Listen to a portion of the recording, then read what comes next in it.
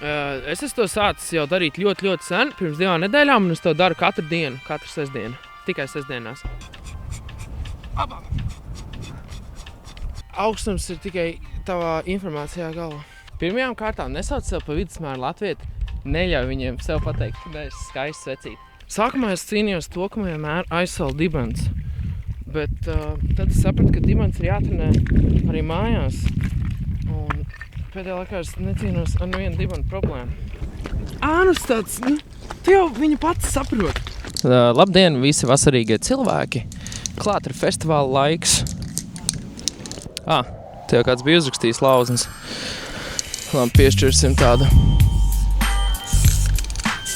Ja mēs saplānojam laiku, es redzu, kā mēs no tā benefitojam. Spontīnijas idejas, spontīnijas plāni tam ir. Arī visiem ir nenormāls stress un viņiem gribās visu laiku arī atlaist, tā kā mēs tagad atlaižam. Paskaties uz sīkiem pizļukiem. Vienmēr ir patīkamāk kaut ko darīt, ja tu to nedrīksti darīt. Un ja līdz kaut kādam brīdim tu nedrīksti.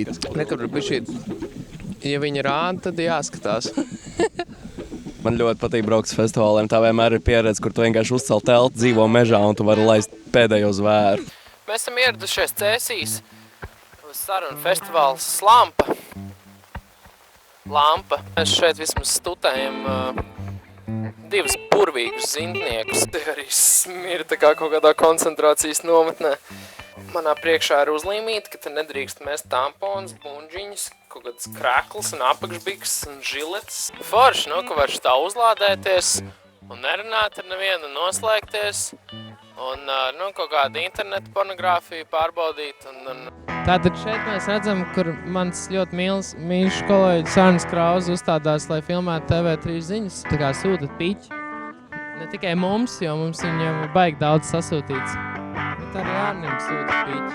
Varbūt jūties vientuļš, kad tu esi gudrs viens pats šajā pasaulē. Ja tev patīk čurāt dušā, tad droši vari čurāt dušā. Jaunieši tā kā tu, visi grib būt ātrie fiksēji YouTube, arī pelnīt naudu un iet un... Kad barojām pīles, paši inteliģentākie cilvēki tomēr nolien tajā vientulības dirsā un mētā akmenīšus pret pīlēm.